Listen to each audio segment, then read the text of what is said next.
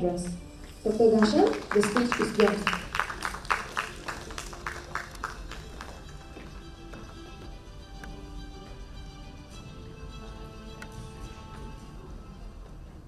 Hello.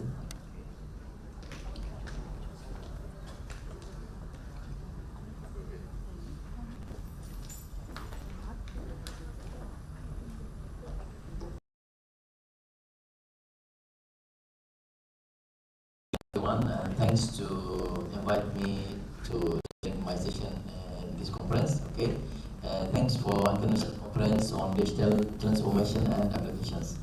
Okay, I am Dr. Ghassan Saleh Hussein from UCSI University. Today, the title of this presentation is related to the impact of AI, artificial intelligence, and digital transformation on the future of the business organizations. Okay. What we can see in this photo, anyone give the idea or open your mind what you can see in this photo? What you can see in this slide? Okay.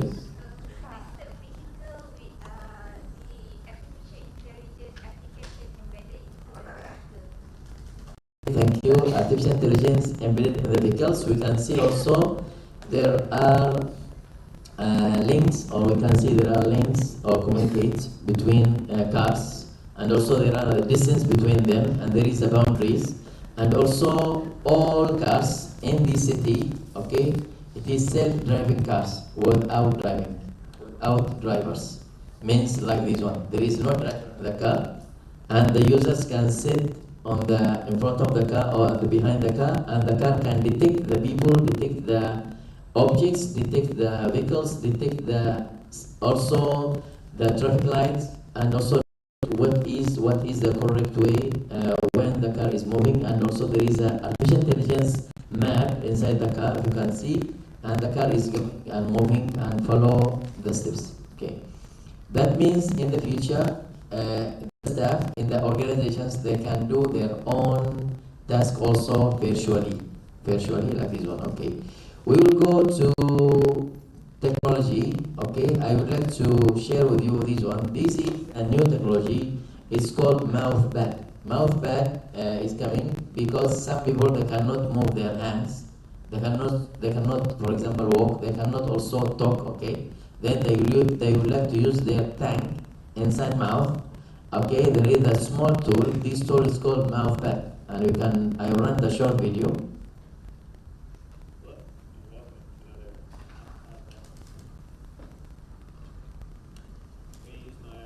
Okay, they raise the hand. Okay, they will use the mouth. Okay, if you can see in the left side, they can use the mouth only, the tongue only. This is technology available when the people, they cannot move their hands, or they have disabilities, or for any reason. Okay, they can move this one, just only testing how they can go to the Google map. They would like to go to any place, and also, for example, if this driver of this person stay at the back of the self-driving car, they would like to go to any place. They can use also the mouth pad. This is technology available now on the market, but still under testing, but almost already success and testing successfully.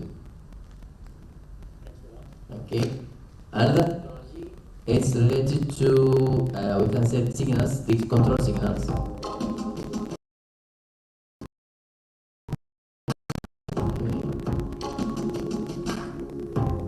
That means you can use your hand virtually. Okay, just virtually move on the air. Everything will change around you.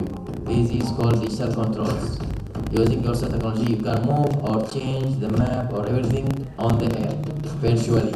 Press a button virtually. Okay, increasing or decreasing. Also, this one technology is available.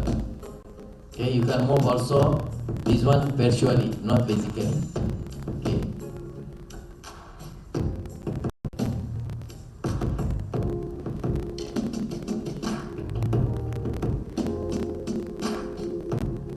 This is about the embedded system and AI system embedded with the hardware.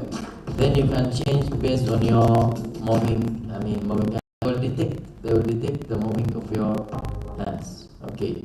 Now we will go to what is the digital transformation. Digital transformation is the process, okay, of using the digital technologies or create new one or modify your existing technologies in your organizations or business. And also, it is very important. There are steps of process. The important thing is the culture of the people that would like to help us to apply or embed the technologies in our, we can say, organizations. Digital transformation also related to the business, related to the new technologies, related to the we can say emerging technologies like artificial intelligence and how they can use artificial intelligence or cloud computing or any other technologies. Okay, because they would like to apply their operations or their steps or their tasks in the industrial sector.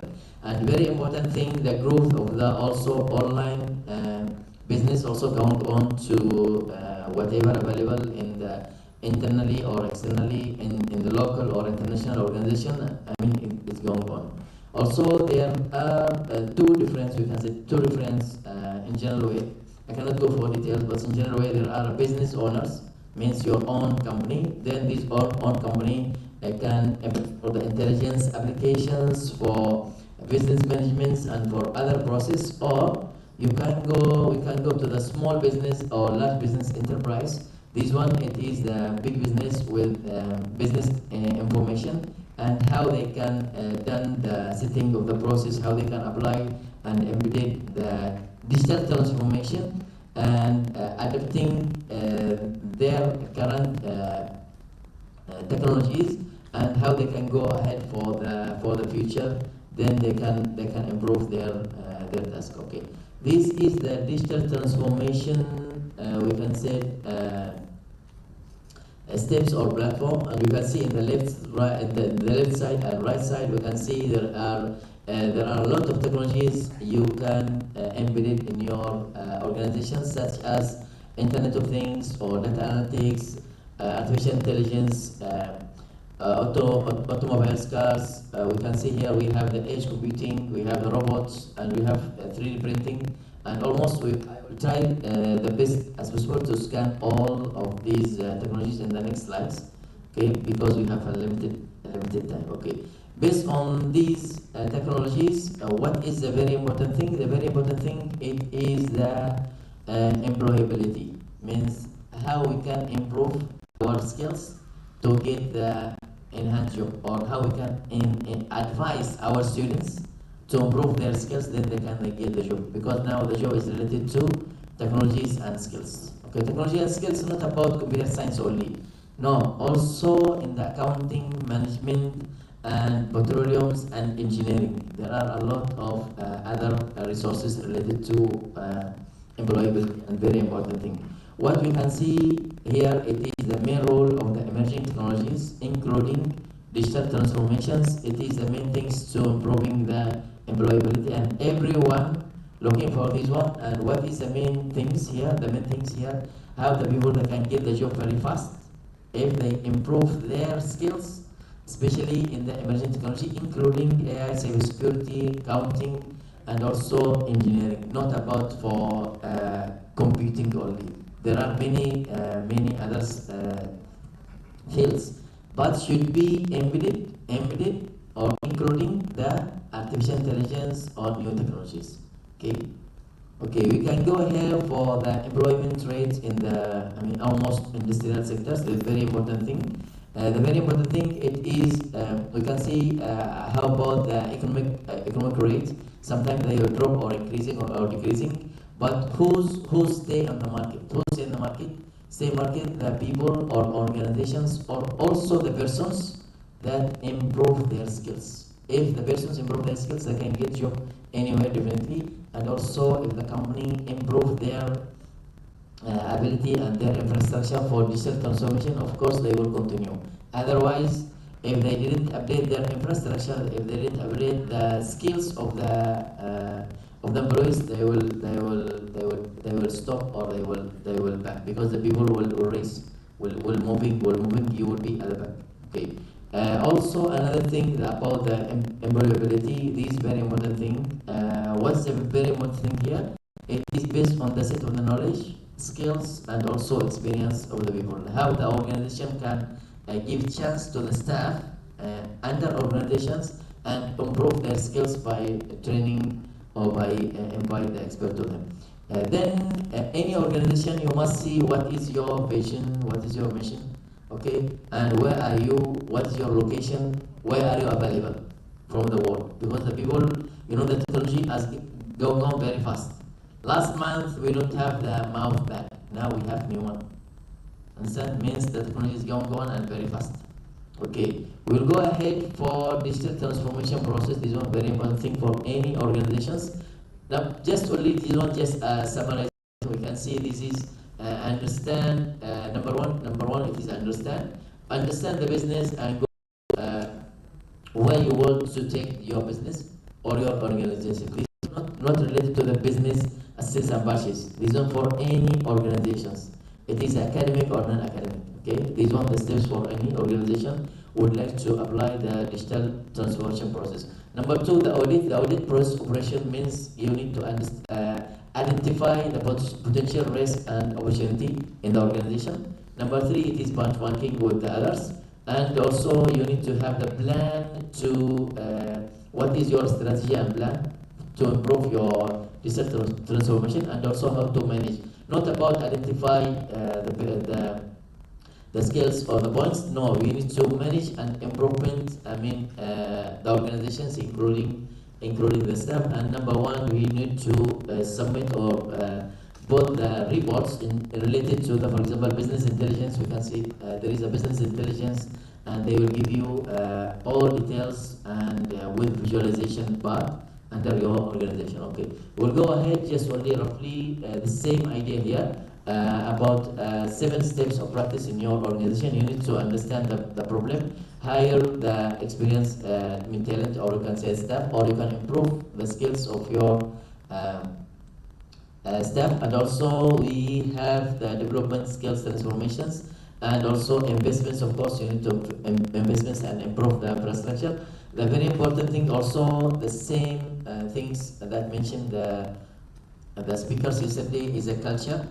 Some people, the digital transformation is coming to the organization, but our culture cannot accept this technology, cannot accept this improvement.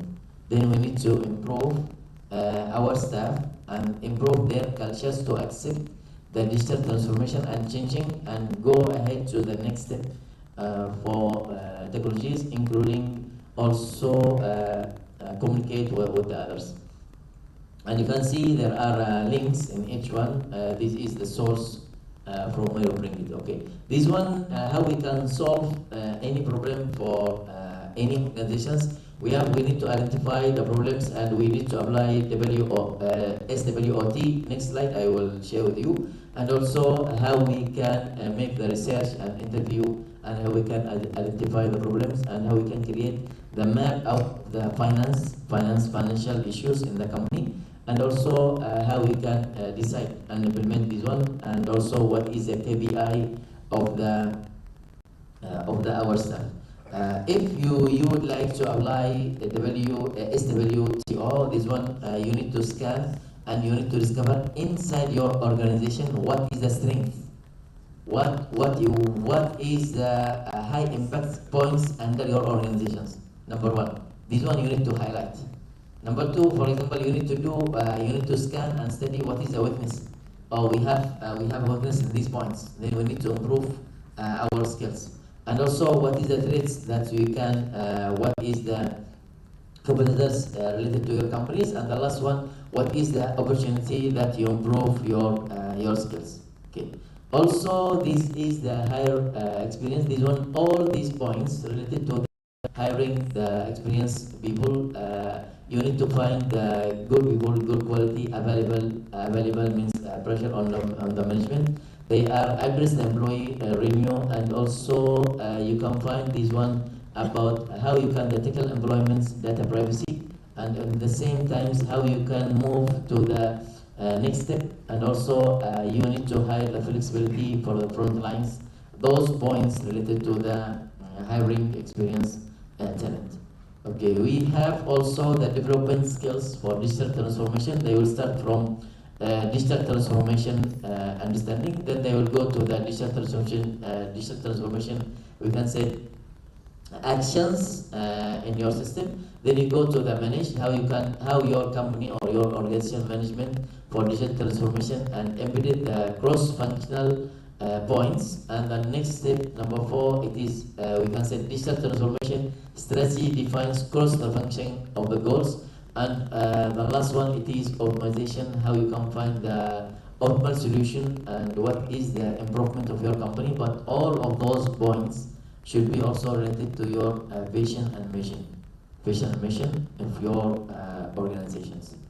We have also extra points, this one about new opportunity and risk. Of course, when you apply any new technologies or change the infrastructure or the system of your place, there is a risk management unit that any organization must study and bring the experts to help them to apply and implement digital transformation. Not about suddenly we need to remove all PCs and bring the wireless laptop, then everyone study. No, there are steps to apply and compare with others, also with others organizations. Okay, here just only roughly figures that show you how the digital transformation is not about the technology only. There are many others. Number 1, for example, the strategy of the company, what is your vision, what is your mission, what is your objectives, and also the culture of the people inside organizations. Okay, we will go ahead for the culture. This is one very important thing. We will start by, you can see the culture is very important, hands-on about the leadership of the peoples. Then we go for clarity, and you can see about the structure, authority, and of the organization. Then we will go for capabilities. This one, competence capabilities of the company. Then we'll go to the focus. We need to focus on the multi-purpose, saying, for example, yes or no, when you can apply yes or no, and also very important thing, your vision of your company, and also at the end you will get the result. Those are related to the how the digital transformation depend on the high organization's culture, including of course the staff and the management of organizations. Okay, the last one, it is communications between staff and management, and also the communications between you and others partners, and how we can do the strategy to change the information, how you improve your business, and what is the main goal to improve your system. Okay, if you are enterprise or company, what is the steps or what are the systems? Just I will give few examples. What are the systems that recommended you need to embed it in your company? This is enterprise resource planning. There are some steps, starting by planning and system selection, and you have installation, then data integration, then training of the system, training of the data, and training of the staff, and also testing, validation, and go live, and you can go improvement and take the feedback. This one system in the business. Another systems, it is implementation and IT service management. That start from the deliver the service, then you will go to run the IT department, improvement the overall performance. Then we'll go to the tools driven and the users satisfactions. Then the next step, it is the control and IT for IT operations. Then the last one, we need to implement and practice that can improve the IT and strategy with your company and related to your partners. System number 3 is robotics process automation, RPA. This one technology is related to the process that we can produce or implementation in the companies without human assistance. What's meaning without human assistance? The human can do the setting, like the employee there. They have a tab. They have a tab, then they will click the setting and do all settings. Then click run. Run, then the machine is working itself. Especially this one related to the big company or dangerous company, or the company has medical materials okay, or very dangerous chemical materials, they will use this technology. Okay, not about the human not available. The human are available and control. Okay, some people they say, oh, AI will replace the people. Not like this one. AI available. What you should do, if your organization has not new technologies, you will take the staff without technologies, send them to the training, and they will be like a new staff, embedded technologies in their mind. Then they will help you in your organization. Means you will not lose your staff. And also now, around the world now, this year, 2024, 2025, we need now 200,000 employees in AI, cybersecurity, technologies, and computer engineering now. 200,000. In Malaysia, from 2024 to 2025, we need minimum 10,000 employees. In that 10,000, companies will request soon. 10,000, whole Malaysia, or we can say South Asia. This year and next year, they are waiting for the graduation from cybersecurity, AI, technology, data science, and data analytics. Okay, this is one example how they can do this one during COVID in Harvard universities. When they have a COVID, they don't have any choice. Then they create a fast digital transformation. They connect to all students. They make a classroom like this one. See, means like a real and all faces there in the classroom. This one very interesting. Okay, one of the implementation of the technologies is called emerging technologies. What is emerging technologies definition? Definition here means any new technologies are available or any technologies are currently being developed or will be developed in the future is called emerging technologies. How we can apply the emerging technologies in our life? By changing the landscape, our technologies, they change the strategy and apply new technologies in your organization, whatever it is, government or public industrial sector. This is a good to enhance your digital transformation. How many, we can say the top 30 technologies, there are many, there are artificial intelligence, cybersecurity, 3D printing, cloud computing, auto 3D printing, smart cities. Also, we have Internet of Things, mobile, social. We have blockchain. We have robotics. We have a lot of technologies. This one almost we can see the top 30. There are top 40, top 50, top 100. But this one the almost technologies. Where we can apply those technologies, we can apply in the real estate, communications, manufacturing, healthcare. It is very important now. They use a lot of systems embedded the AI and data analytics and data science in the healthcare system, media, telecommunications, and also educations, also governments and power. Okay, now we will go to just original definition of AI, and don't think the AI will replace you.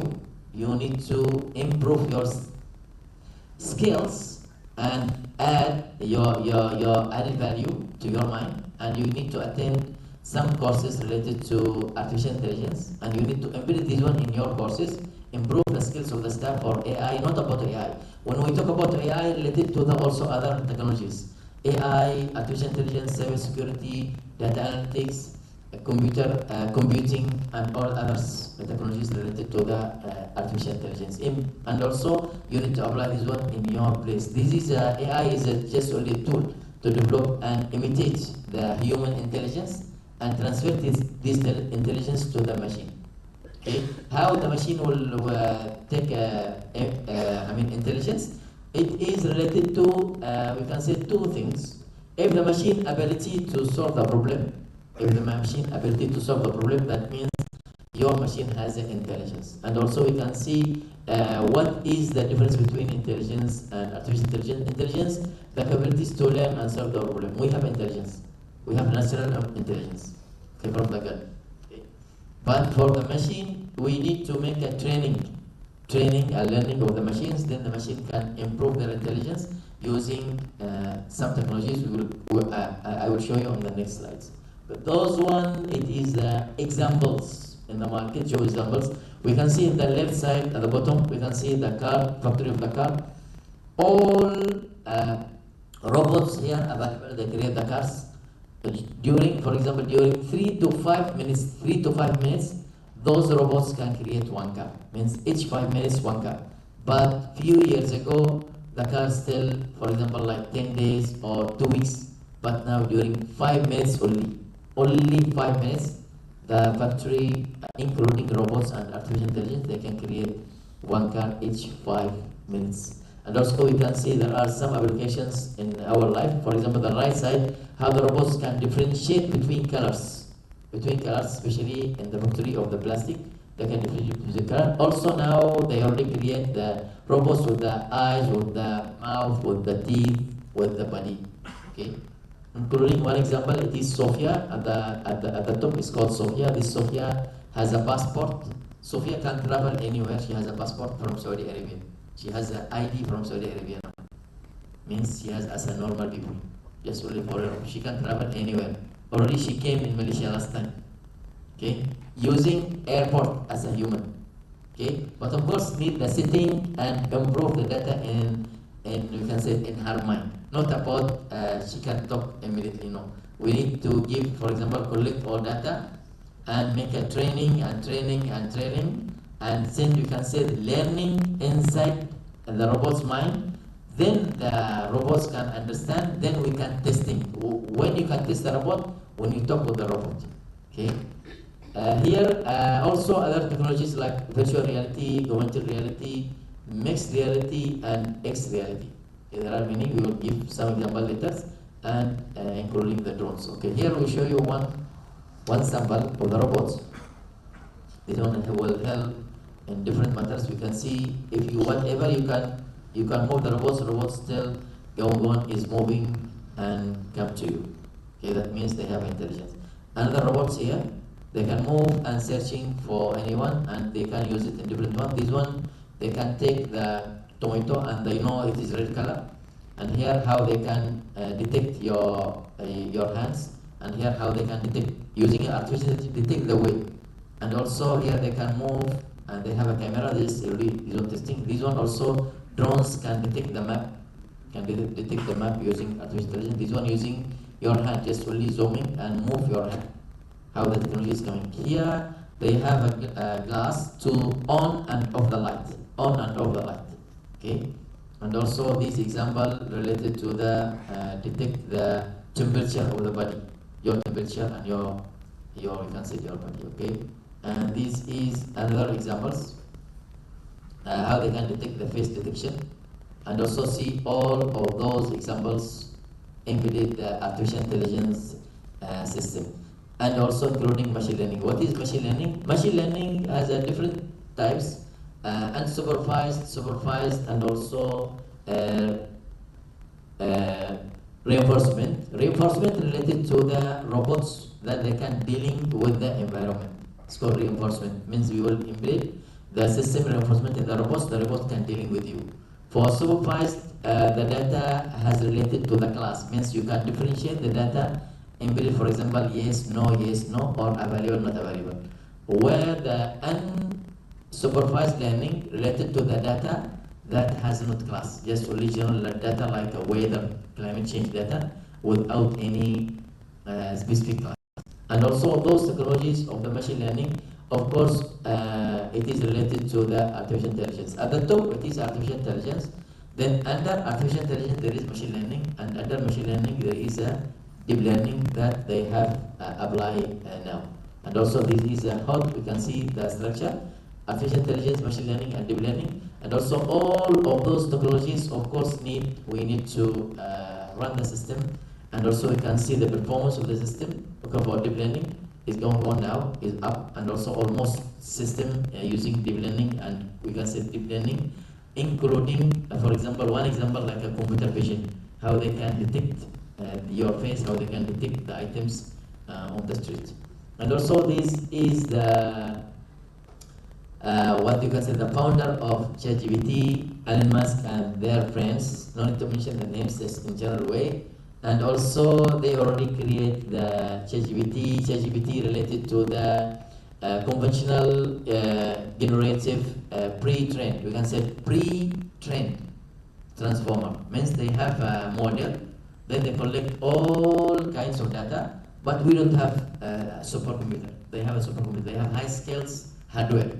And also this training, we can say pre-training or the training needs, for example, 1 to 3 months. Then you need to pay for the server. For example, we can say if the payment, for example, for ChatGPT, for example, they need to invest like $10 billion, they already invest to run and improve their this system. And also you can see these are related to the data prediction and actual data. And of course, now you need to improve or develop this one. This is information I collected from the Professional Development Day 2023.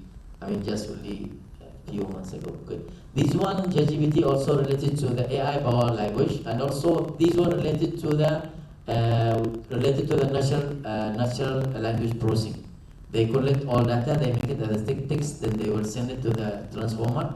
They will make a training, sending to the high-scale server. They take a time to training, and they will pre-train the transformer. Then now you are testing.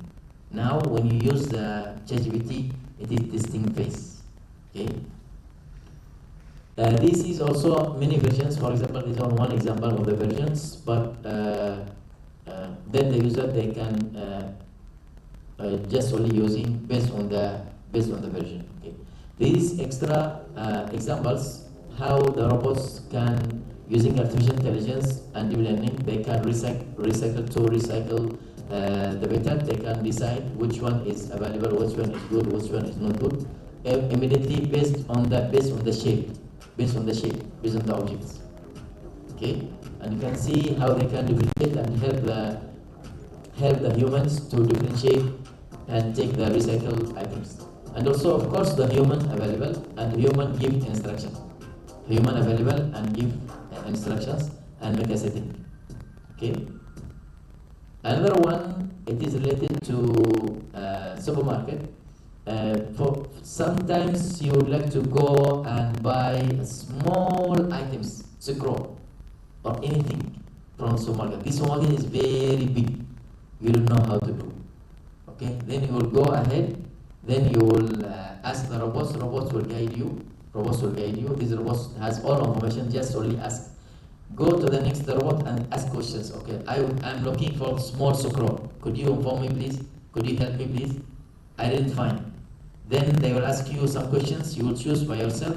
Then you can choose your model, your shape, Then they will guide you to the place that you can take your data. This one related also under what? Under machine learning and deep learning systems.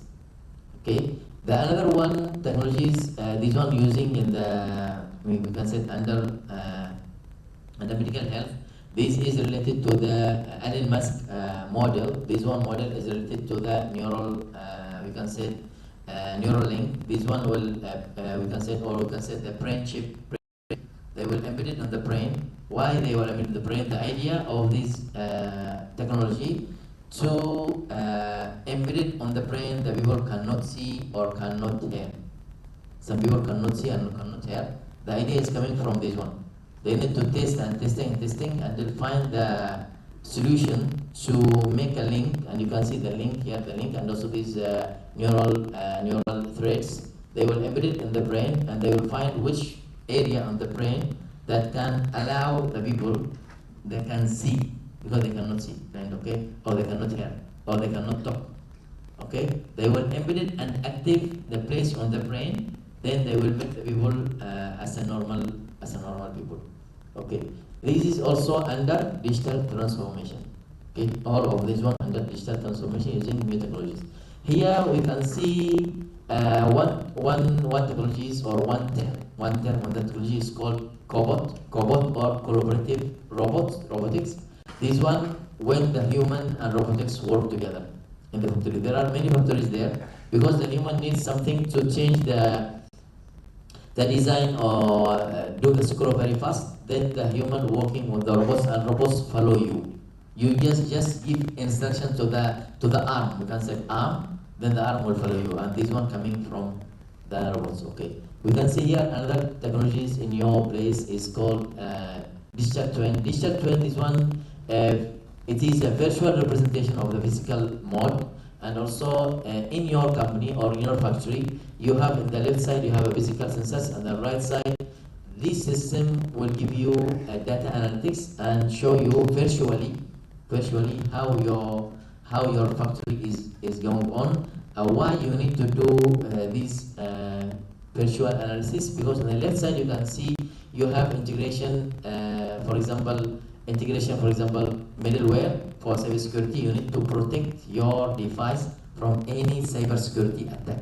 How you will know? You will know after you do the data analytics and know if the system is go. And also from visualizations, dashboard of your data set, the data lake, and also your service bus, data transformation, and also artificial intelligence system. This one will help you to improve your design. One example of the twin like this one, they will bring the human, then this one will show you all parts of the body, and they will show you virtually.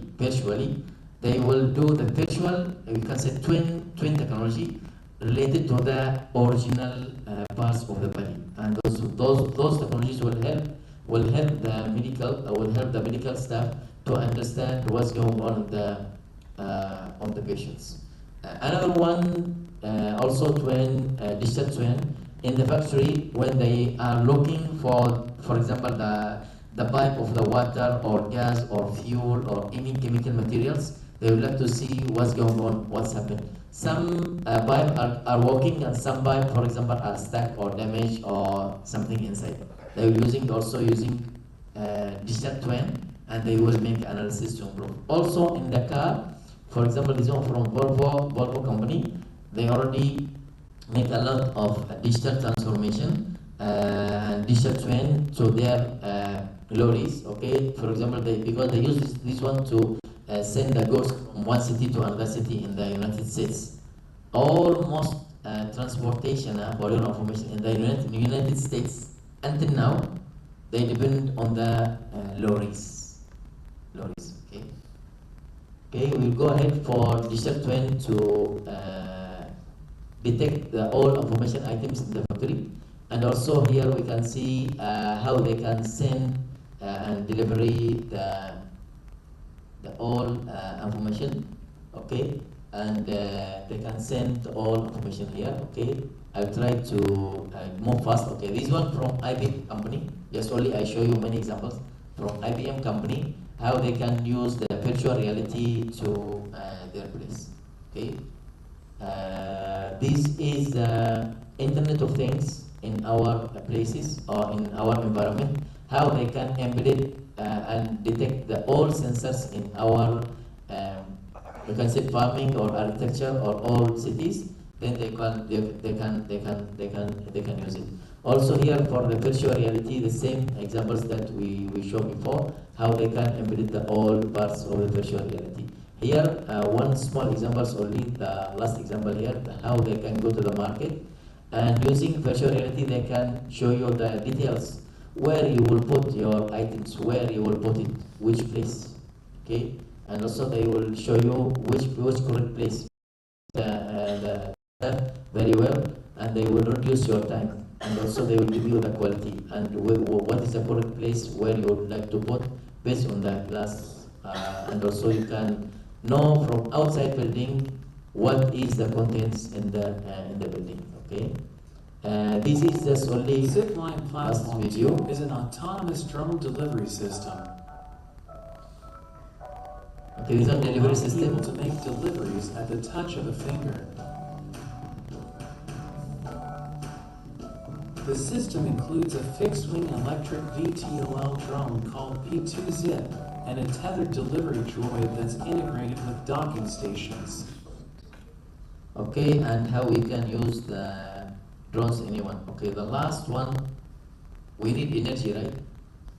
Everyone, you charge your handphone every day? Every day? You need electricity every day? Okay, but now the new technology is coming. Everybody use, for example, we can say the generator, right? Using fuel. Or we can say solar energy, right? Okay, what is the new technology coming now? one battery for 20 to 50 years. Yeah, already done. One battery only. For 20 to 50 years. You will buy one time, you will use this battery in your place 50 years.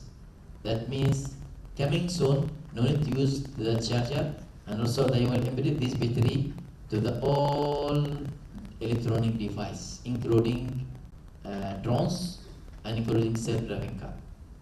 Okay, just I would like to show you the last one, last slide. This is our future, how we can do. And thank you very much. Sorry to read. Thank you.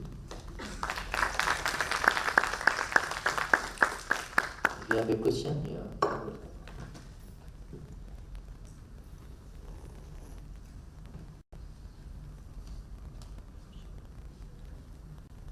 It is time for our Q&A. Anyone got the questions? Please raise the hand.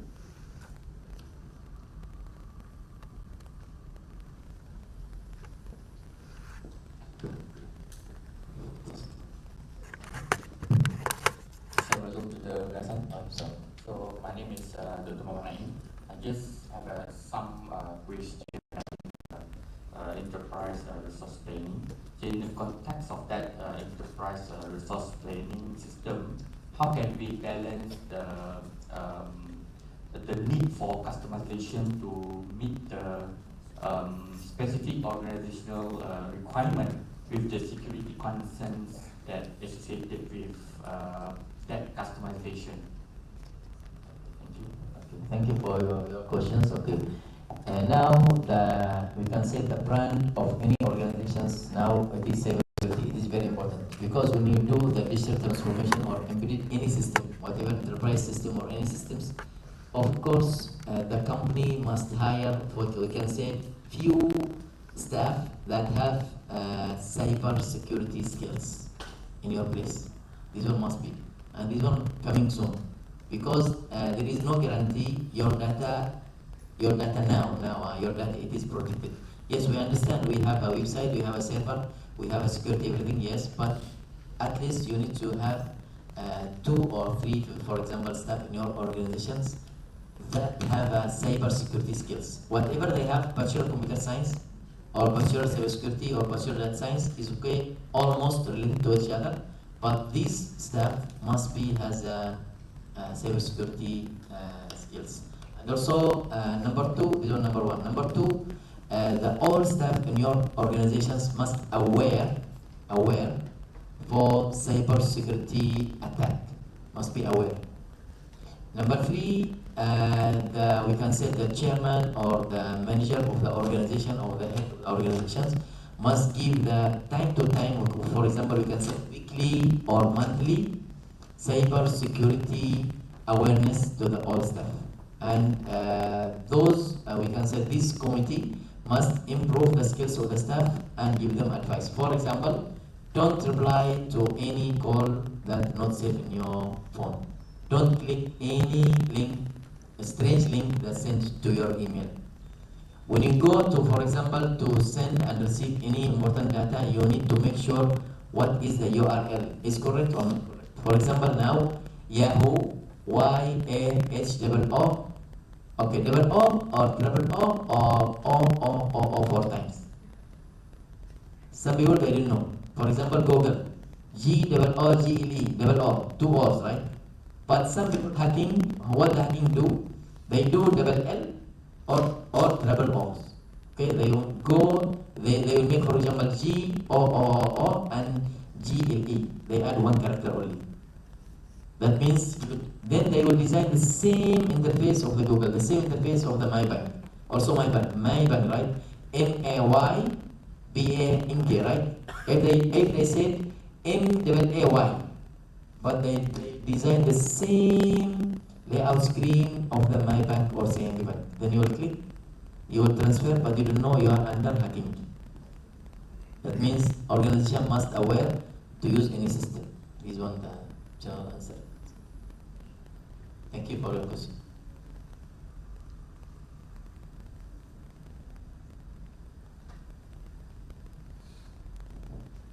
If there's no questions, Thank you, Dr. Ghassan. Thank you very much. Thank you so much.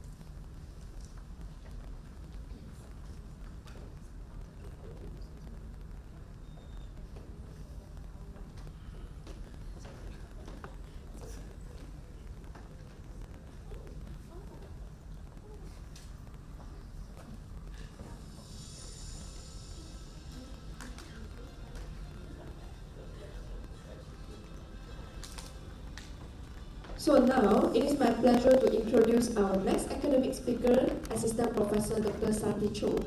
He is a lecturer and researcher from Digitech and School of Information Technology, Suranaree, University of Technology, Thailand.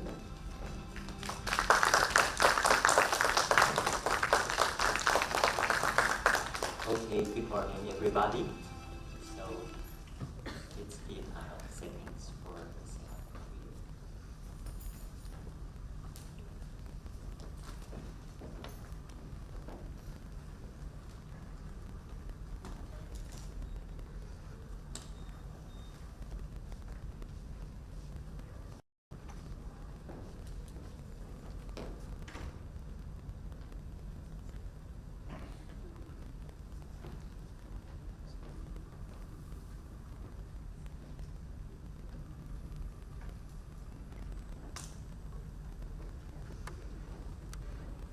Okay, ladies and gentlemen, so I am Satidchoke from Suranaree, University of Technology, Thailand. Today, I will be presenting you about the digital transformation in higher education in Thailand. I hope this session will be a sharing session. At the end, you might not be only asking me questions, you might have suggestions on this, and we can share our thought together. Okay. So, let me introduce a little bit about country, wrap up, and my university, and then maybe a little bit about myself. So you might know that Thailand has 21 million people. In higher education, we have 1.7 million students in the system, and we have 171 higher education in Thailand. It's not a lot, and we have 200,000 personnel. So that's a roughly idea of what we do, what we are going to use digital in the higher education. And let's talk about SUT. SUT is Suranaree University of Technology. We are in the northeastern of Thailand, around here. We rank second in science, tech, and sixth overall for the higher education. For young university, we consistently rank one. And this is how our university look like. You might see this. Okay, and we are talking about something in Thailand. You can see here. As a digital people, do you know palindrome? Like palindrome. A man, a plan, a canoe, Panama. Can you see anything? A here is A here. M here is M here. And A here is A here. So this sentence can be reversed. This just a little bit about, we are talking about something in Thailand here. It's not Panama, but it's called Kotra. We are going to have a plan to build a land bridge that people can go from one side to one side without making a canal. Okay, so what's special about this? It's about a plan. I am a plan guy. In Thailand, all of the higher education institutions, if they like to get the budget in digital, they have to draft a plan. So I explore all the plans, the draft of the digital plans in the higher education in Thailand, and I come here to tell you what is the evolution of the digital technology in higher education. We usually start from purpose in any business, in any area, not only in education. I also draft the digital plan for the Tourist Authority for Thailand, Tourism Authority for Thailand, and Real Estate Authority of Thailand. And also I had a startup company in medical. So there are three top things that Thailand is good at. Tourism is like 3 trillion baht revenue. You can divide that by 8, right, for Malaysian ringgit. And for exportation is like 8 to 9 trillion baht. And we are good at medical services. So you might ask anything about that if you like, besides higher education. So we start from purpose. That you might read it. So it's about development of person, economic and social change. We exchange knowledge, right? And especially today we might, I think we have like industry come as well. So it's important that we connect to the labor markets. So if the purpose of the higher education is like this, to make a plan, we just cascade that to the vision, right? Goal, missions, and the duty of higher education, which is quite similar. In Thailand, all of the university has something like this. And I think all of the world are scored quite similar, like education, research and innovation, academic services, technology transfer, and in Thailand we have like culture preservation. So let's talk about the digital plan here. The digital plans look like this. Usually they create by align the strategic plan of the university and align it with the functional plan of the functional digital plan. Let's take a look at one example here. Global research and innovation. So this is the strategic plan of Mahidol University, one of the top universities in Thailand.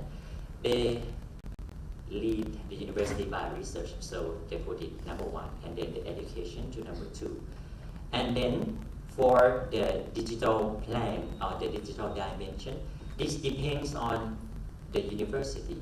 Some university will not outline the plan and the dimension like this. For example, IT development, this is about software, and you can see something like infrastructure. It's quite similar, software, infrastructure, and prepare people, something like that. And then we cascade it and summarize it into a model of each university. For example, if you would like to be a world-class education, you will have some this kind of technology embedded inside of your university, like virtual classroom, e-classroom, e-training, e-courseware. So this is an example that I draft for my university. A pioneer in research, high performance computing, ICT for research, something like that. For innovation, it will be something like automated system for technology transfer. Okay. And then for arts and culture, we also use like virtual reality and augmented reality, something like that. This is an example, just example, and we're not going into details, but this is quite similar to many of the university. But I would like to share today here. This is about management. The top part is about the mission, and the lower part is about management. So you can see that the center, right in the center, is ERP. It's just like 10 years ago, a little bit 10 years ago, that Thai University has capability to buy an ERP. Yesterday I asked about ERP in the session. And okay, let's move forward to the evolution. So the evolution I will outline in this dimension, like strategy, education, research, technology, and agency of the evolution of digital technology in Thailand. Here, let's see that, do you have anything that in common, or you might have suggestion to us? Okay. In Thailand, the internet came in the year 1995. So we use computer-based training. That is very early things that we use. And then we have e-learning in the year 2000. This might be the same, I'm not sure. And what we have at that time for technology, we have computerized registration system, not online yet. Okay, so we have 2G, right, modem. And for e-learning, and we move to online registrar, and we have 3G. And then we have MOOC, the massive online open courseware. We have mobile course, right, and the mobile registrar, and we have 4G. That nothing quite exciting, right? We are exciting here around the year, just around the year 2000 or maybe plus or minus 5. What we are doing is we connecting to the industry, and I'd like to show something that we invent for with the university and for the industry later on. So you can see that we have online learning, so it's the same. Here we create something like personalized intelligent learning and super apps for students. And we have something like credit banks now that you can register to any university. Digital transcript is a lot of universities already have this. We have something like CV platform, is the cooperative education between workplaces and the institutes, and research and academic service automation.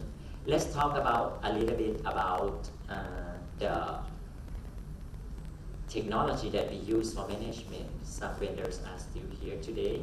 Let's see, in Thailand we use like payroll, very primitive. As I tell you, we just implemented ERP like 10 years ago. One of the oldest university in Thailand, like 100 years of age. Never consolidate their account of balance. Never, like almost 100 years. They got the budget from the government, they use and that's it. They don't know the standing of the balance sheet. So they implement SAP. So the first implementation of SAP in Thailand for higher education is around 100 million baht. And for like a big university, it can be 200 million baht. And for average size, it's around 30 million baht, which is quite expensive. Okay, I can share you. Yesterday I asked about how to implement ERP, right? And we have debate. We have an agency called the National Science Development Agency of Thailand. They moved from SAP, like 200 million to just 20 million using Odoo. This is an open source. We can discuss and share it later. And now we using super apps in Thailand. We are developing super apps. It's the national strategy that tells that university should do with analytics. And one thing I can share is Thailand is driven by Line. Is the application. You use WhatsApp, right? In Thailand, we use Line. In every, like the political party, also use Line to communicate with this. Okay, and we have agency, the evolution of agency that support our digital technology, which is like we have ICT, the Ministry of ICT, then they change the name to Digital Economy, okay, and then we have something like a committee that driven the digital university. Now let's see that is the evolution. What drives or what has been driven our digital transformation evolution? In Thailand, we lag behind like United States, like 10 years in overall. So this is from a study of Lawson, okay, and you can see that they confirm that it's about strategy, technology, manage process, staff, leader, and organizational cultures. And I think in Thailand, one is very important. One factor is about the budgeting. We can draft a very good plan, but we cannot secure the budget from the government. Okay. So let's see trends and practices, and let me show a little bit of the innovation that we do. Okay. We are talking about AI. Yesterday we heard about AGI, right? Artificial General Intelligence, and ASI, Artificial Super Intelligence. So we are going to apply AI into like intelligence learning management system. In Thailand, we do something like credit banks, personalized learning, and connect to workplaces. So let's summarize what we are doing. The government is focusing in lifelong learning, and what are they focusing in? They are focusing in personalized learning. A lot of one of the main reasons that the students drop out because they don't really know what they would like to study or they would like to work. So we create personalized learning, especially for the digital curricula. Our university is the first in Thailand, and it's quite promising. The students who go into the program knows that they which career path they would like to go, and they did quite well from the feedback from the industry. So that require modular programs. If you're going to have customized or personalized path, you need the program that is quite flexible and modular, plug it together. In Thailand, we just outlined credit banks, credit banks that you can learn from a lot of university, and the credits won't expire. So you don't have to be in the university 8 years, and you have to retire. That's not anymore in Thailand. So you can study whenever you want, and you can get a degree. I'd like to introduce you a little bit about CV later on, and reskill upskills. Okay, so here I'd like to show an example about personalized learning that we are doing in SUT. And here, before SUT, there's Ransit University is a private institution. They create something like a personalized degree that they go in and they consult with the consultant, and they outline what they are going to study. But in SUT, we create a system that assists the student to get their own path by collect the certificate. Okay, let's see how does this work. We have modular programs like this. We call it a module, like programmer and data scientist.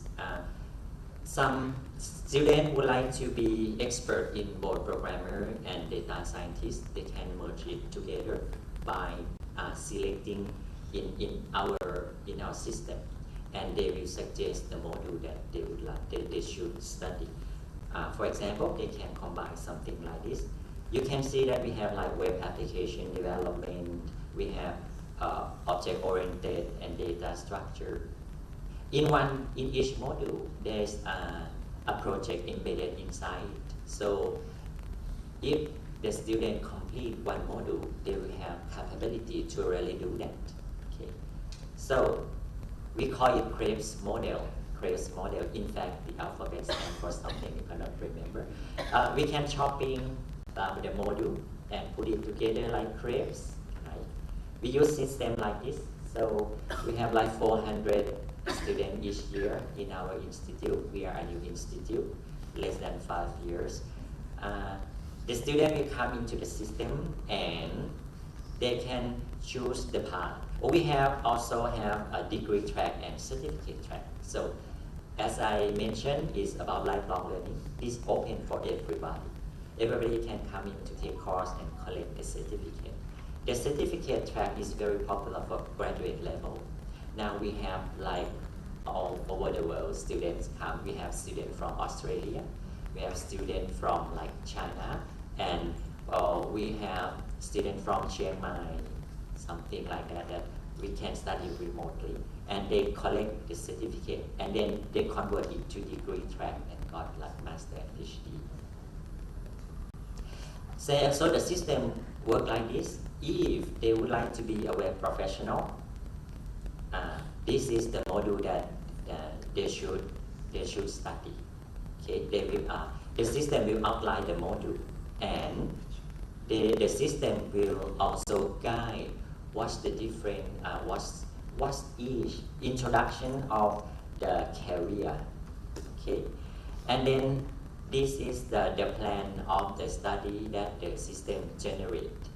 And then when the student select the course, they will suggest that you can be a software engineer 100% now. And would you like to add more to get like 100% in embedded system and data engineer? Okay. And this is the study plan they will that it outlined. Okay, that's it.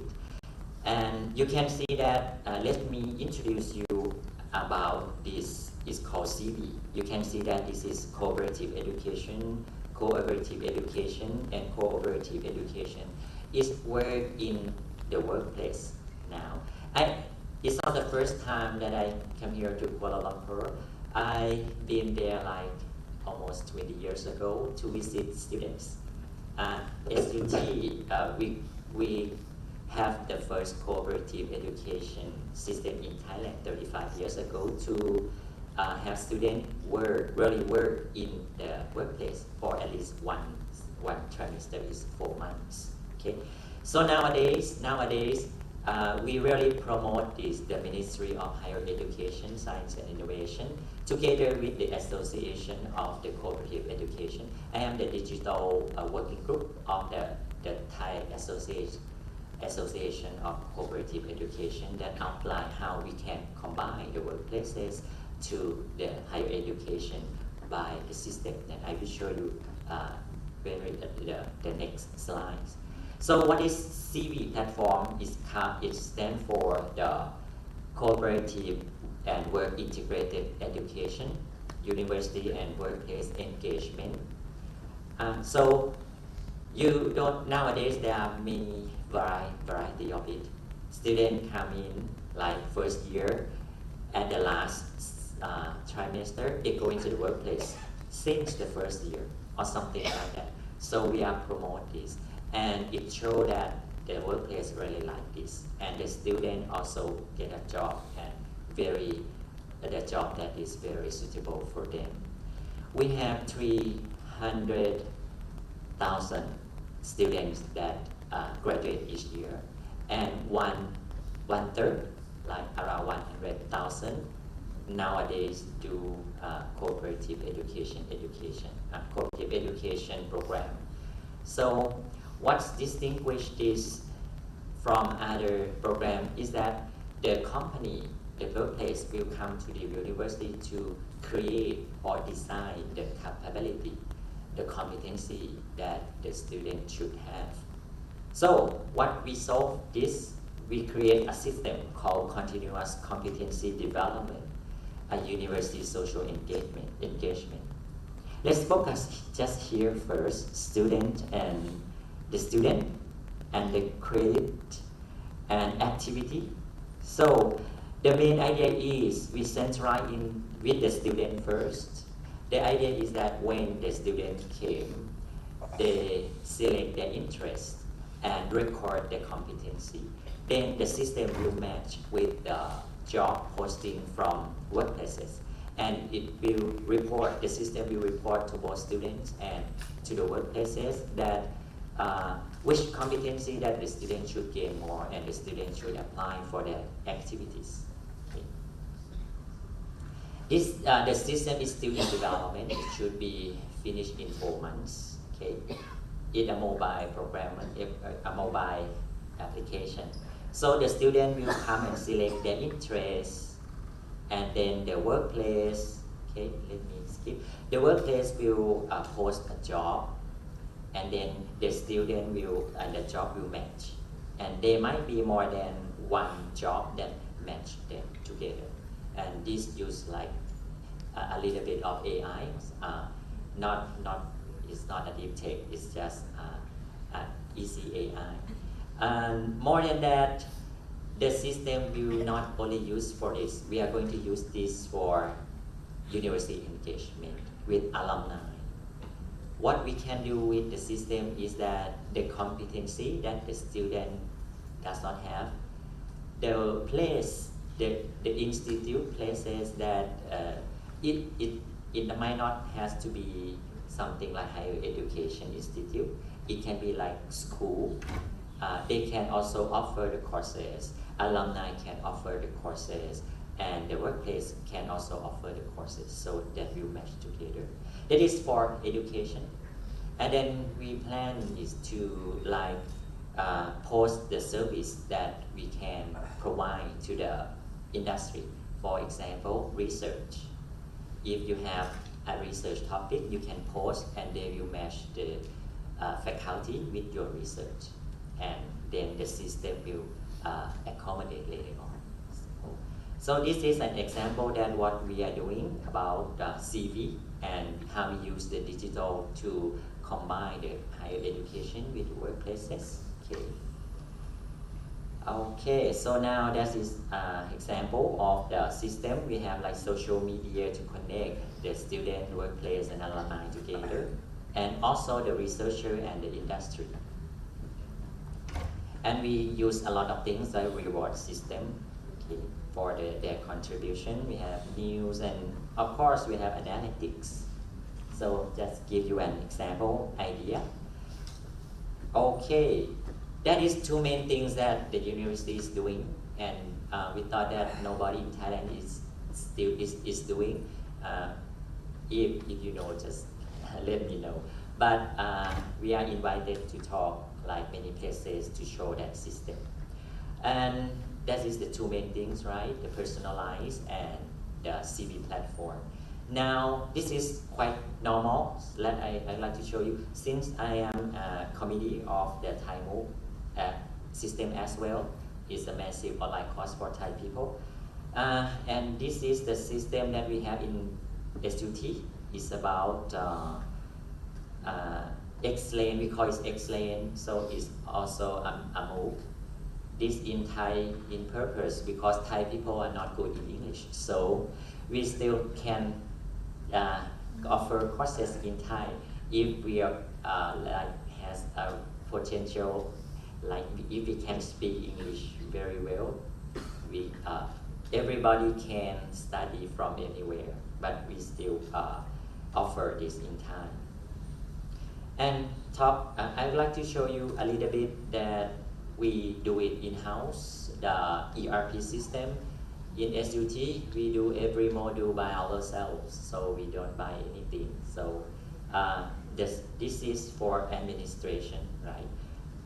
The employee will have a portal that all of their work will be posted here. Communication, services requested, meeting agenda, meeting materials, leave, HR, and all of the service and like analytics is in one place. We call SUT1 as we develop in-house. Okay, so what's my suggestion next? So now you know the evolution and what we are doing. My suggestion is that we move to like customer experience like this. Okay. Digital transformation is customer experience. This is also in accordance with this is the Office of National Higher Education and Research and Innovation Policy Council, that we should move from only the provide education. We should consider students and other stakeholders as customers. So if we design all of the experience, we can create a platform that's seamless between education and industry, like that we are doing with the CCD system that I show you, and also SUT1, right? Just a little bit takeaway here. Lines, rules, and wrong. Yeah. It's just my consider for you a little bit to make a digital transformation in higher education. Have you ever heard about marketing 6.0? Marketing 6.0 is about immersive technology, immersive marketing. Now we are talking about immersive education. So in short, we don't have like something lines anymore. You are in the class, you can use technology to interact with students, so there's no line, right? There's no line, offline, online. It's like here, you go into the places, in the store, you like make up. This is quite online, right? But nowadays we don't call it lines, we just have no lines, okay? And rules to make us inclusive education, we must eliminate some rules, like the people who really need. Nowadays people have like mental health, especially in Thailand. We might not require them to attend the class at some points, that it depends on the situation. Okay, so I just like you to take that a little bit. And wrong, this is interesting in Thailand. There's a case that a university teacher posts an interesting stuff every day, but one day the line, the mobile phone like alert, vroom, vroom, vroom, vroom. What happened? Because the teacher blamed the student. I post very interesting and beneficial content to you every day. Why nobody thanks me? So that is quite interesting. And then the student post sticker, thank you, thank you, thank you, thank you. But when we ask the student say that this is annoying, right? So we have to, we talk about education, we talk about technology, now we come down to human, right? Human behavior, we must respect each generation, what they thought and how they use technology. We might just require only one light or something like that. Okay. Okay, so let's wrap up to the future. Okay. For my opinion, what will be the future of higher education? So this is beyond education, right? It's not about higher education anymore. We will take a look at a holistic of the country, and the final goal is to be not only a citizen, a good citizen, but a good global citizen to make our society like sustainable. In Thailand, we are doing something like national super apps. You use one app, that you can do anything in one app. My idea is that we can expand that, not only government services, but integrate higher education, workplace, and all of the stakeholders. And maybe it might not be only one app, but we break the boundaries to bring the gap between higher education, workplaces, and the world to make a sustainable world together. So let's join me for Innovate the Future. So that's wrap up my presentation. Thank you.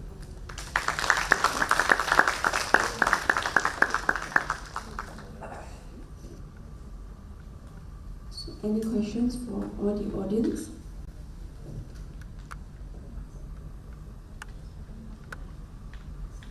May I have someone to student helper? Can you please pass the mic?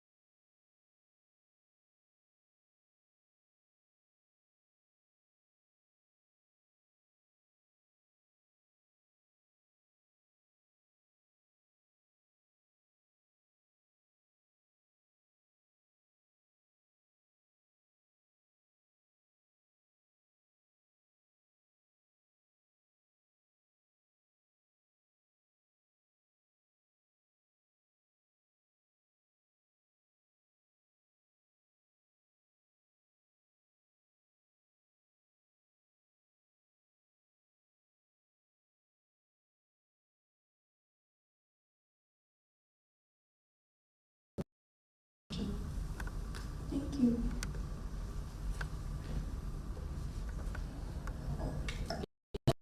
Very interesting presentation. Okay. I have one question about the short courses. That means the student after secondary school, they will go to the short courses, then go to the industrial channel. Okay, sure. Very important. Okay. The student, okay, you have one student complete degree plus certificates, and student without degree with certificates. Which one is better? It depends on, in my opinion, or I think. No, your company. For example, my company. Okay. If I have company, I will take degree with certificates because more knowledge and have many skills. Right. Because if the student, for example, 13 years only, 13 years, they go, for example, for JavaScript, mobile apps, everything, 13 years. They will complete 15 years, almost done. They will come to me, but the basic and knowledge not available. They will come to me, they work with me 15 years, can work with me, right? Right. Just only this one, I mean, for the knowledge and skills. Okay.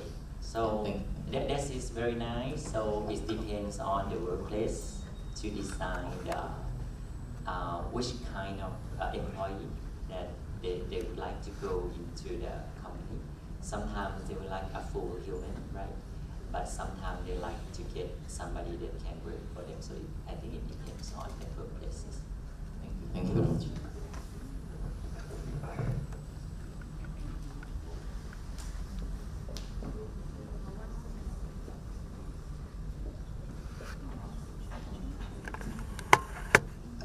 Good morning. I'm Tay from Thai MP. I have one question regarding MOOC courses. So, who are the students for these MOOC courses? Are they tertiary education students or primary or secondary? For modular courses, MOOC, MOOC. for MOOC, we have like MOOC in the university and Thai MOOC. Both are the same. That each course will have prerequisites, but if there is no prerequisite, it's for everybody. So anybody can take the course, and then each course will have like a property attached to it. Like if you finish this course, you can transfer to a bachelor degree, or this course you can transfer to a master degree or PhD, something like that.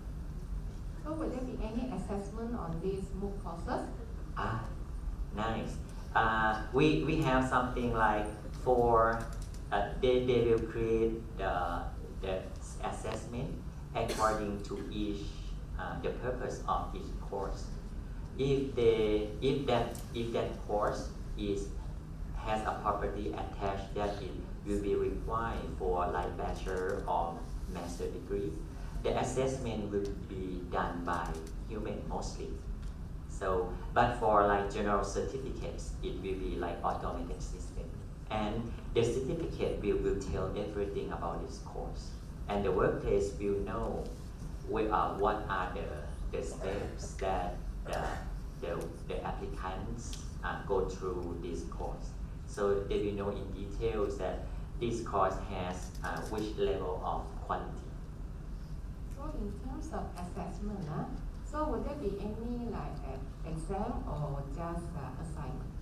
They will have both. It depends on each module. Some module like the module that we are going to credit it for graduate, they will pay higher, and we will have real teacher to grade and to conduct exam. But for cheaper, it will be like self-assessment. And these assessments is online or physical? It depends, but mostly it's online. So how do you ensure integrity? We did something like in the COVID period. We have two devices. One is a mobile that to yourself, the tech examiner and the screen. So there will be a proctor that monitor this. Okay, thank you.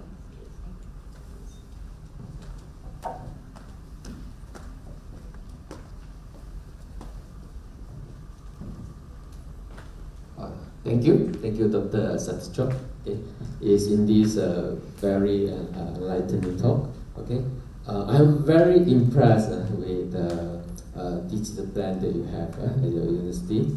You have shared with us a lot of system apps and so on for various kinds of purposes.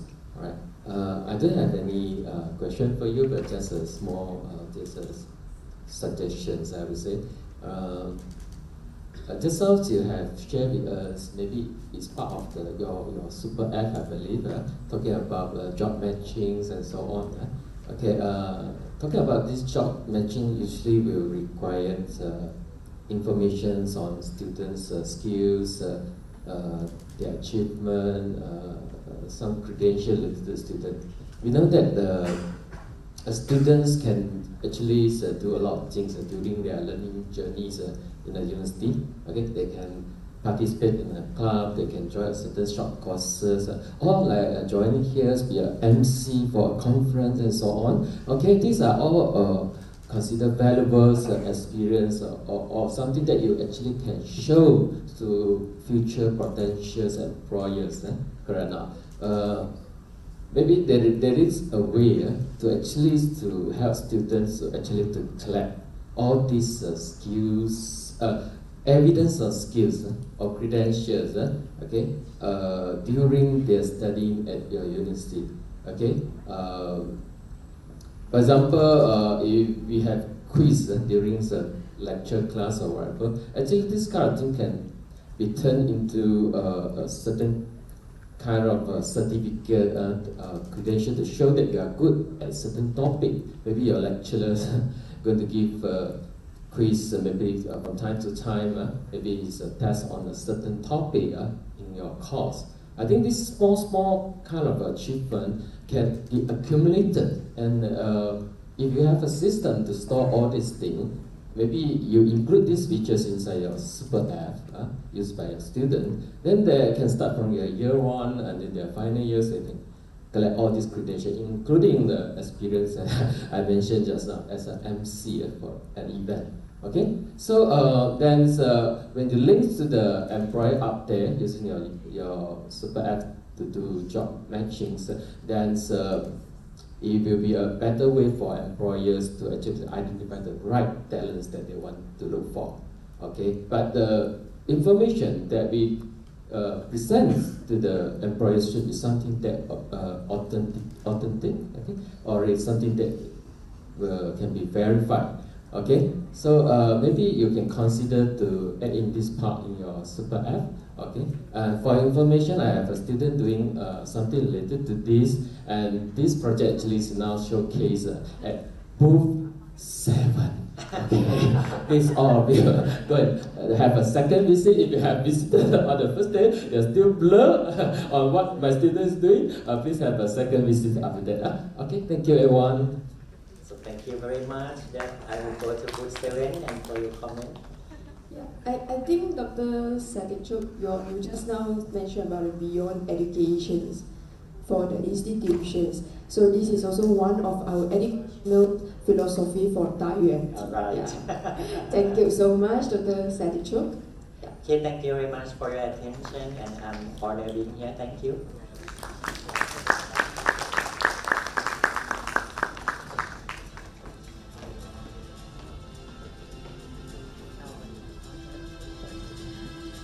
Next, please join me in welcoming Dr. Dany from BINUS Nusantara University, Indonesia, who will be sharing valuable insights with us in our third academic speaker address.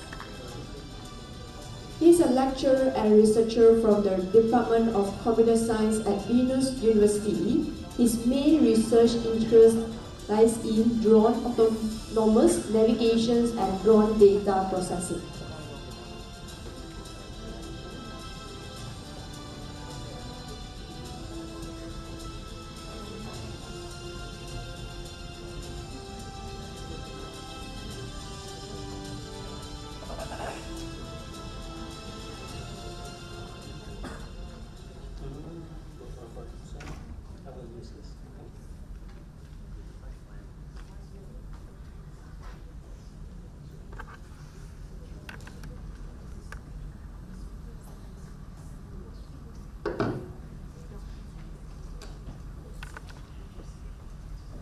Okay, good morning, ladies and gentlemen. It's been an honor to be invited into this conference, and I have to thanks for Dr. Wong for inviting me here.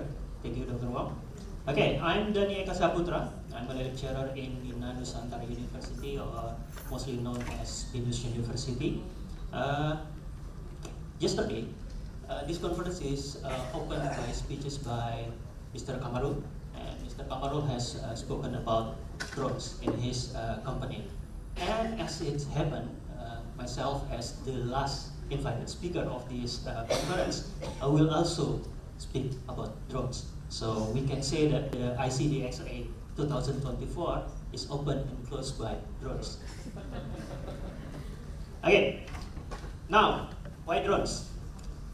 If we talk about digital transformation, then there is one piece of technology that has been transformed our life in the background. We haven't seen the impact of this piece of technology yet in our daily life, but it happens to be the most innovative and transforming piece of technology. Maybe in the last 2 years, we have seen the power of drones in military use. We have seen this kind of news that Ukraine wars between Ukraine and Russia is transforming. They transform the conventional war strategy by using drones. By using drones, the war can be more cheaper, for better or worse.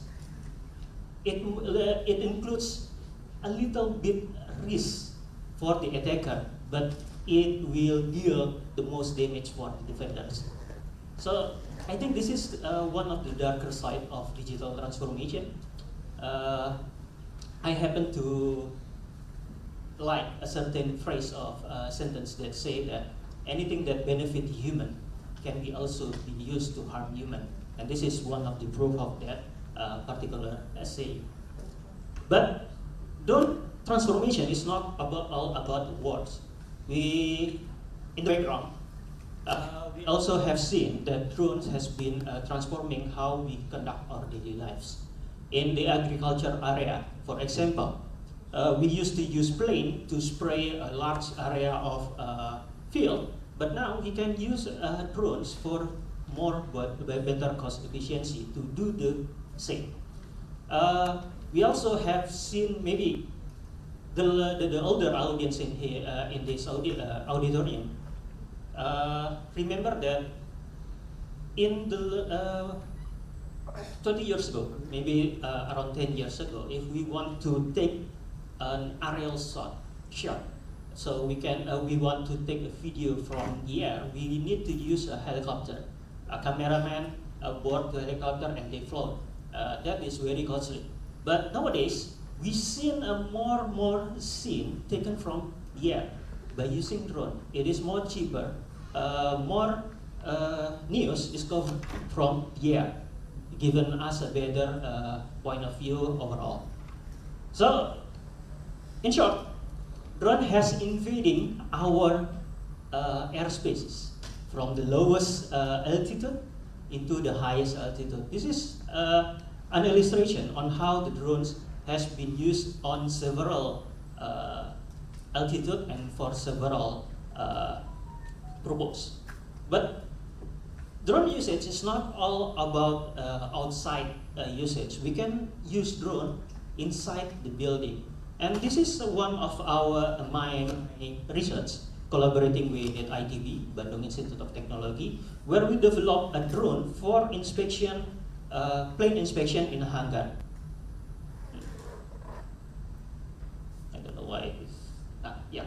You can see that the drones is very nearly with the fuselage of the aircraft. We want to know whether there are damage in the fuselage of the plane. And the result of this particular operation is converted to this kind of 3D maps. We have a point clouds that been building by using AI from the image that been taken from the drone. Sorry.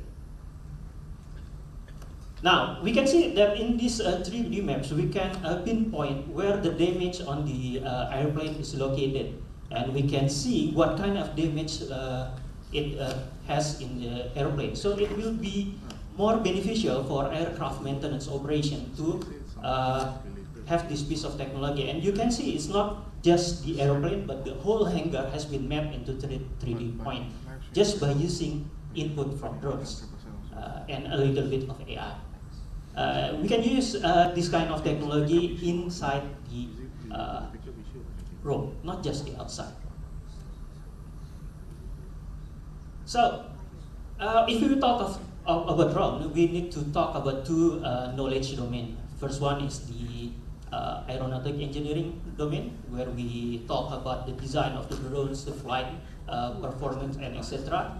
But I guess there are audience here with the aeronautical engineers, so we can skip that. And we need to discuss about the problem of the drones in computer science domain. And the most basic problem of any drone computation is position. Where is the drones? Where is the drone located at? And this is quite a bit tricky because Professor Ghassan has shown us earlier about self-driving cars. Determining position of self-driving car is less complex than the drones. Why? Because cars is always on the road. We only need to calculate the position in two-dimensional only, in horizontal plane, because we knew that there is no self-driving car that will be flown above the surface. But what about drone? The position of the drone is in three-dimensional. We need to calculate its horizontal position, but we need also calculate the vertical position. And this is an example about the importance of position. This is my research collaborating with our industrial partner, Terradrone Indonesia, a drone service industry in Indonesia. They want us to develop a software that can help them to detect and determine the position of any vehicle near the pipeline, oil pipeline. This will be used by them to survey whether there are oil theft in the oil pipeline logistic. And here we need to determine the exact position of each vehicle.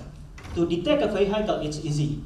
But to know where that truck located, we need to know the position of the drones. So we can calculate the relative position of the truck to the drone, and finally we can calculate the absolute location of the drones. And also in my earlier video, we can see that to make a three-dimensional map by using image of the drone, we need to know the location of the drone also. So if we talk about drone position, I think most of us will think one piece of technology, the global navigation satellite system. Or maybe you are more familiar with GPS, or I don't know if you have heard about GLONASS. So this is the most obvious choice to determine a position above the Earth by using global satellite system. But the system itself has several flaws that will hinder us to calculate its drone position. First, it's open air only. GPS satellite can be only used in unobstructed environment, such as outdoor. Here, for example, inside the auditorium, I cannot guarantee that we can have the satellite signal enough to calculate our position. So, and it's depend heavily on satellite presence. There are several areas that haven't been covered by GPS. GPS, if I'm not mistaken, to be accurately calculate the position, we need at least 4 satellites. And some area, maybe we only have 2 or 3 satellites available at the moment. So it's quite restrictive. And also, GPS is not applicable for indoor and enclosed space. So we need to develop another method to help us determine the drone's position. So before we discuss about the method, I need to explain about what is position and how we can determine a position. So the baseline is we can express the drone's position in two different ways. First is using the absolute position. The absolute position is using a global coordinate system or something frame of reference that everybody knows, and it won't change whether wherever we are. So, for example, if I want to declare my position right now in the absolute sense of position, then I can I can declare my latitude and longitude coordinates by using a signal from satellite. But we can also declare my position absolutely by using a street address. If I'm not mistaken, this is Jalan Tubuhan or Malinca in Tari University, Bangunan Tan Siu Tiu, first floor. So that is my absolute position. But if we deny it with the global coordinate system, we can also use relative position. For example, I can declare my position is relatively around 5 meters from Dr. Wong. That is a relative position. We use another frame of reference.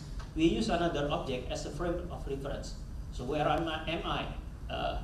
Maybe I am 1 feet above the ground, 10 meters from the doors, and so on. We can use this two type of position in determining the drone position. And relative position is the most suitable option for most of drone positioning method calculation. And if we talk about the methods, this is the result of our my result also. We can determine that the positioning method of the drones can be generally grouped into two groups. First group is the vision based, and the second one is the non-vision based. The vision based is basically using certain type of optical sensor, camera or lidar, while the non-vision based is using another type of signal generator. It is externally generated or internally generated. So this is the taxonomy of the drone positioning method. So I will try to give a few examples of each method in this graph. The first one is, well, this is one of my favorite method to determine the drone position. It's called the virtual simultaneous localization and mapping. It only uses one single camera only, where the camera implement a technique named optical flow to determine the position of each detected object in the camera. From there, we can determine the relative position of the drones with the certain object. For this example, in this example, this is research from Krull et al. He used a single type of drone commercially available. Maybe you familiar with this drone. This is DJI Tello drones. It is quite cheap. If I'm not mistaken, it's only around 100 USD. So it is commercially available. It is cheap, but it can be powerful. In this research, he want to make the drones to move autonomously around a greenhouse farm. So this is their result, and they have been shown that this method is quite accurate to a certain degree. This is another method that we can use for pinhole camera. The SLAM method requires heavy computational power. By using a pinhole camera method, we can reduce the computing power needed to calculate the position. This is based on a simple physical phenomenon of lenses. So if, in principle, if we know the exact size of a certain object in the real life, and we can detect the object in camera, then we can calculate the distance between the camera and the object. Of course, this is not really accurate because we need to determine the size of the real object very accurately. So this is how me and my student implement this time. So I'm using the same DJI drones here, and the goal is to make the drones flying closer to the box, the blue box, and land it on the targeted area.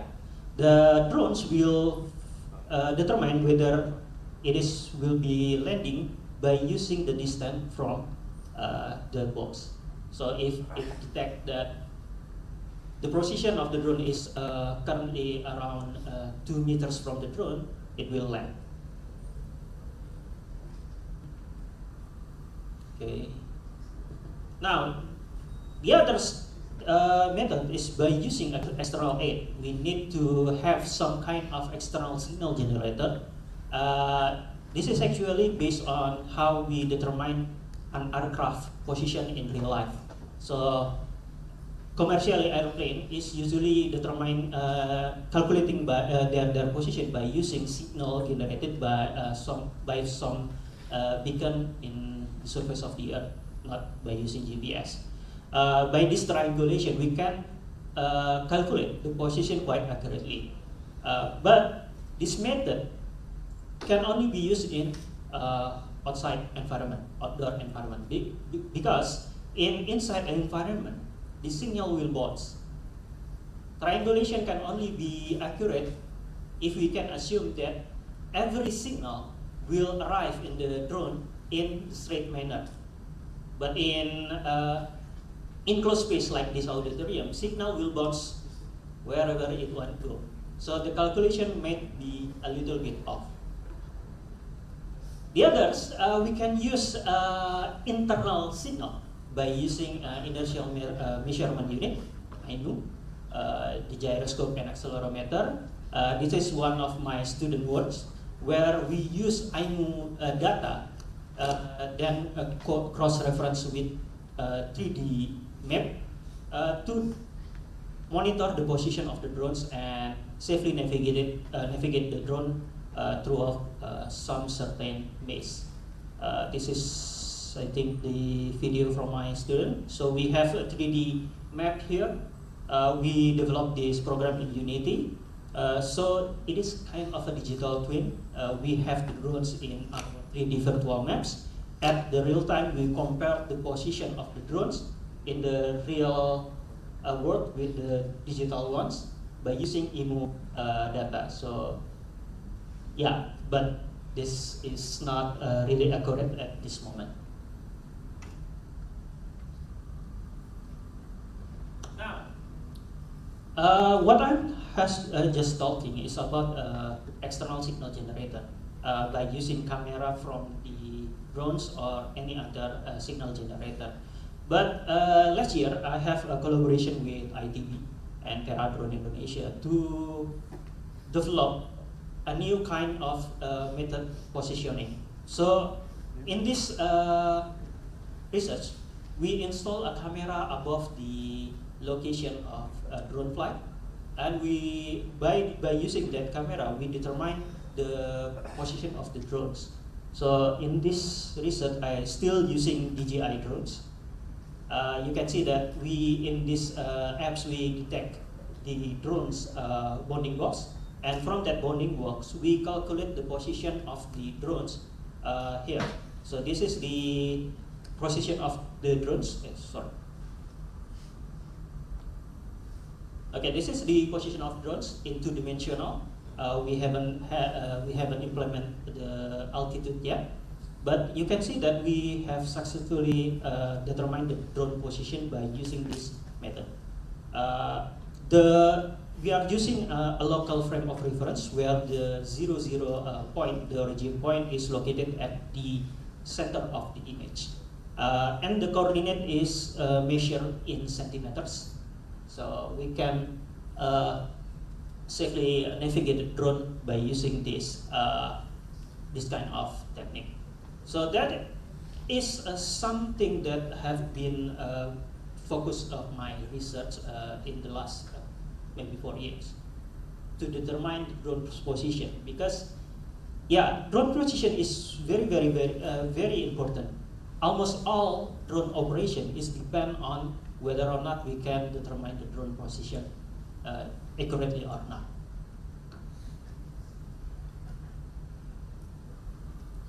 Now, we talk about the challenge of drone research itself. As we know, drones has limited capability of payload. So, in drone research, we need to optimize these three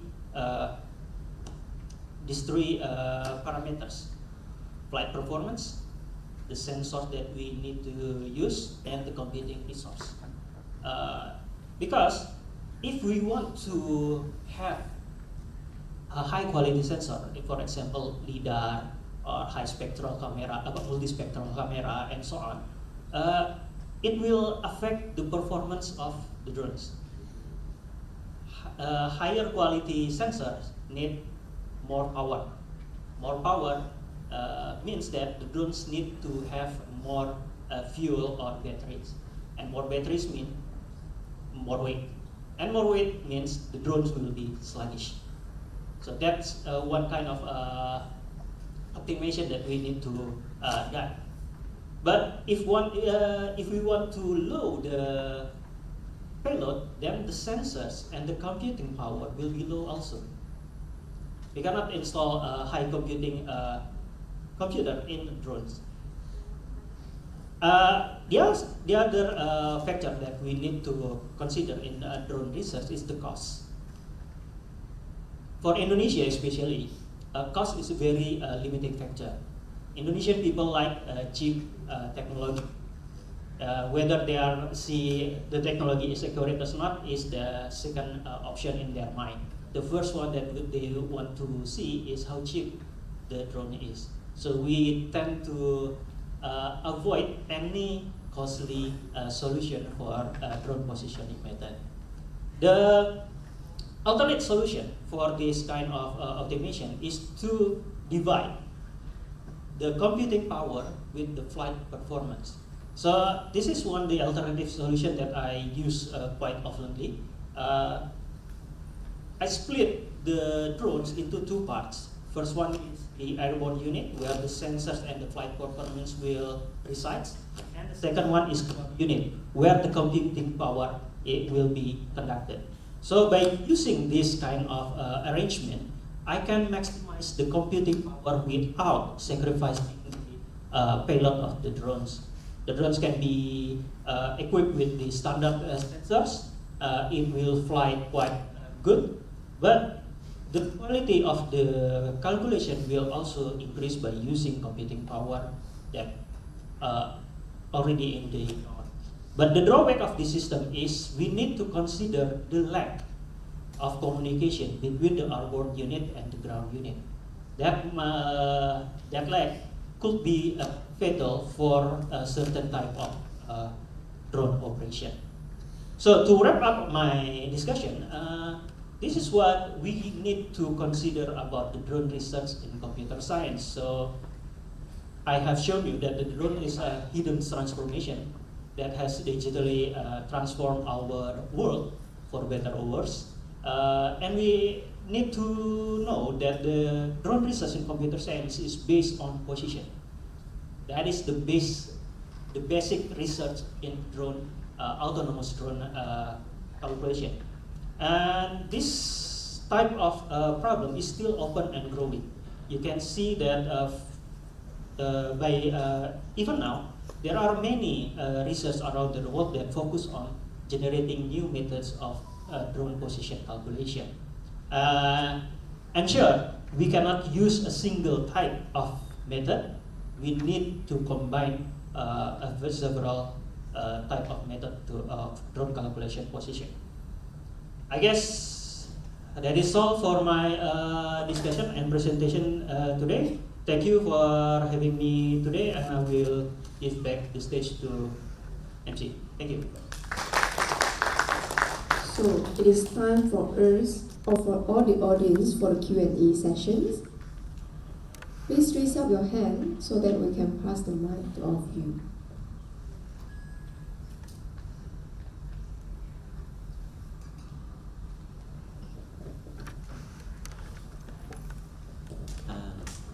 Well, we are talking about SDG. Do you have any suggestion to use drone and the carbon credits calculation? And okay, This is about Sustainable Development Goals, if I'm not mistaken. yes, Yeah. yes. But in fact, I'm doing something about the detection of the types of the trees. Do you have any suggestion on that? Yeah, actually in BINUS University, drones is mainly used for two type of SDGs. SDG 9, the industrial innovation, and I forgot what is it, and the second one is the responsible consumption. So we tend to use drones to precisely monitoring agricultural field. But what we have done is we try to detect the condition of a certain plantation from the air. By doing so, we can shorten the time to monitor the whole plantation itself. So for as your question, I have a certain suggestion about monitoring the height of the drones at the tree, if I'm not mistaken. Actually, that is one of the interesting point. Usually, we use drones to know whether a tree is healthy or not, just like Mr. Kamarul said yesterday. But I think to determine the height of the tree, it's require a little bit more computation than doing it. Because from, maybe I will show you this. Because from here, this video is taken from 300 meters above the surface, we can really know whether the tree is tall or not, just from a higher dimension. But if we know a certain type of tree, for example, that should be a palm tree, and we know the characteristic of palm tree at each stage, maybe we can determine the height of the tree from that characteristic. But that require a highly sophisticated computer vision method that unfortunately we haven't explored that yet in BINUS University. Thank you. Okay, very interesting. Thank you.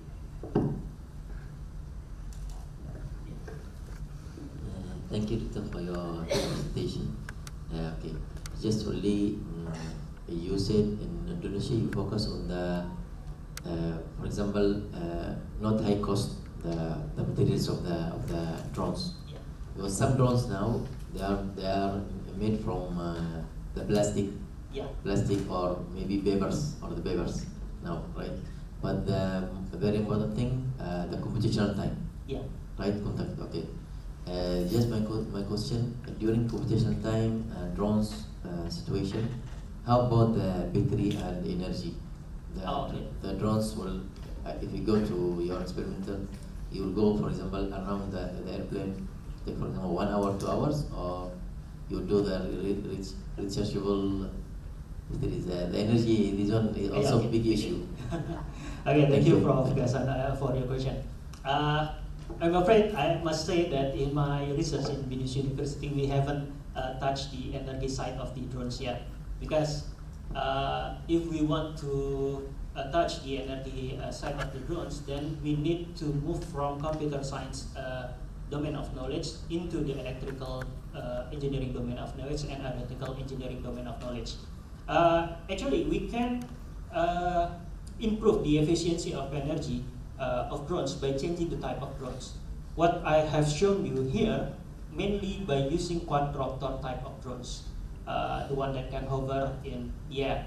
But if we use maybe you have shown in your presentation earlier the fixed wing type, the one that you swing, the one that cannot hover in one place. It has higher energy efficiency, but that kind of drones only suitable for large area surveillance, not for enclosed space or small area surveillance.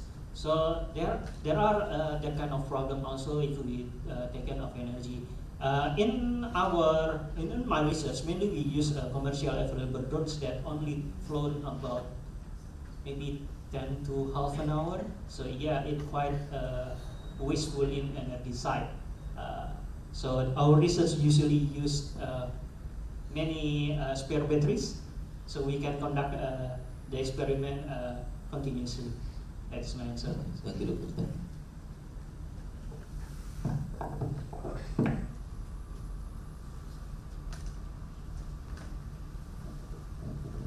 Thank you, Dr. Dany. So we'll kindly request you to. I'm so sorry. Okay, sorry. Hello. Okay, yeah, sorry. Have your research ever considered using cell tower to triangulate location by telcos? I'm sorry, cell what? Cell towers. Cell? Like mobile networks to okay. triangulate. Have you considered that before? If not, is it because of the cost incurred or? And I know signal is bound. You need an open air line of sight to triangulate equation. Just wondering, yeah. Okay, yeah. For my personal research, I haven't touched that area yet by using mobile signal for triangulation, but I have read about that before. If I'm not mistaken, a researcher in Europe has been using cellular signal tower to triangulate their drone position. We can also maybe use Wi-Fi in enclosed area, but that also will consider the bounds of the signal. But yes, that is one of the alternative method that can be used to determine the drone position. As I have explained before, it fall on the external aid method. But yeah, that have certain limitation about whether it is an open air indoor location, and most importantly, we need to know the location, the exact location of the external signal generator. Without we know the position of the external signal generator, we cannot determine the exact position of the drones. Yeah. Okay, thank you. Thank you, Dr. Dany. So we'll kindly request you to remain on the stage as we are going to move forward for the token of appreciation giving session. It is now my distinct pleasure to invite Associate Professor Dr. Chin Wan Yok, accompanied by Dr. Wong Tian Lai, to present the token of appreciations to Dr. Dany in acknowledgements of his invaluable contributions as an academic speaker for our conference today.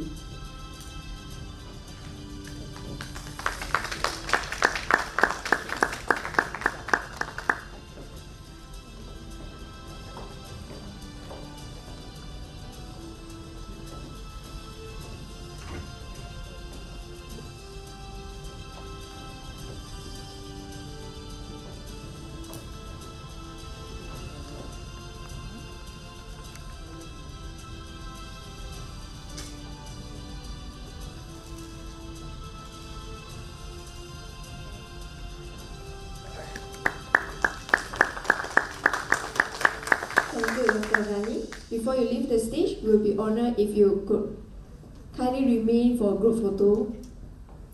So moving forward, we would like to extend our appreciations to Assistant Professor Dr. Satidchoke. May we invite you to receive the token of appreciations.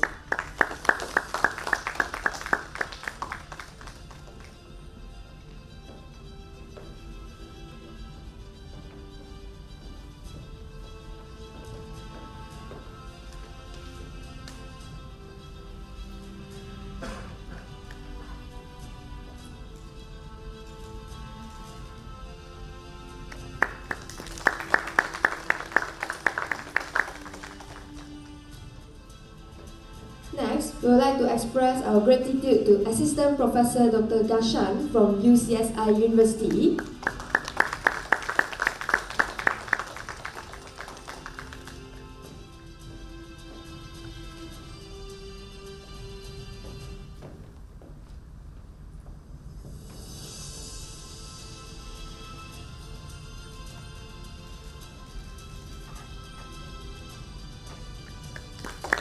Now, I would like to invite all of you to have a group photo together.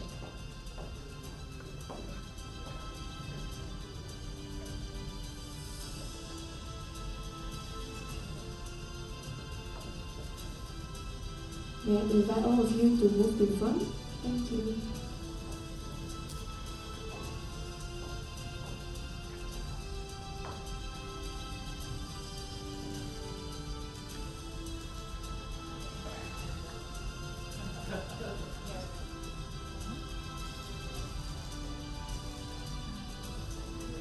Thank you, everyone. You may now return to your seat.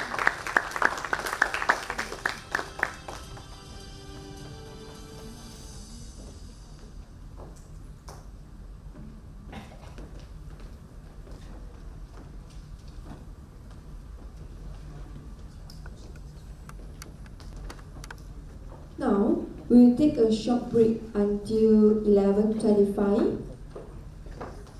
It is about 15 minutes. After this, we will start our academic conference parallel sessions in seminar room